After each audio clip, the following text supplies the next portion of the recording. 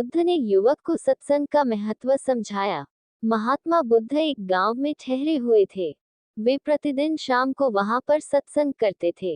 भक्तों की भीड़ होती थी, क्योंकि उनके प्रवचनों से जीवन को सही दिशा बोध प्राप्त होता था। बुद्ध की वाणी में गजब का जादू था। उनके शब्द श्रोता के दिल में उतर जाते थे। एक युवक प्रतिदिन बुद्ध का प्रवचन सुनता था।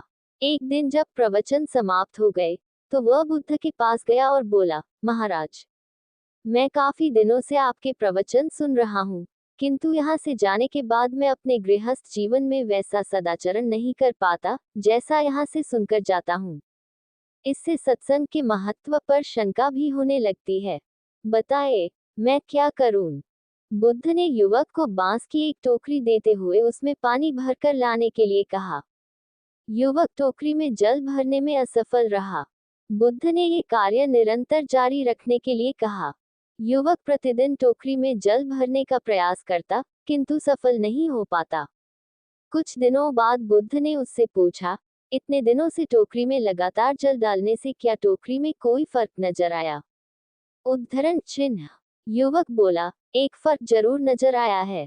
पहले टोकरी के साथ मिट्टी जमा होती थी, अब वह साफ दिखाई देती है। कोई गंदगी नहीं दिखाई देती है और इसके छेद पहले जितने बड़े नहीं रह गए, वे बहुत छोटे हो गए हैं। तब बुद्ध ने उसे समझाया, यदि इसी तरह उसे पानी में निरंतर डालते रहोगे तो कुछ ही दिनों में ये छेद फूलकर बंद हो जाएंगे और टोकरी में पानी भर पाओगे।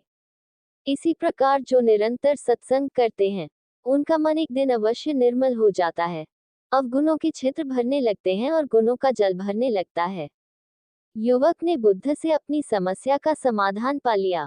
निरंतर सत्संग से दुर्जन भी सज्जन हो जाते हैं, क्योंकि महापुरुषों की पवित्र वाणी उनके मानसिक विकारों को दूर कर उनमें सद्विचारों का आलोक प्रसारित कर देती है।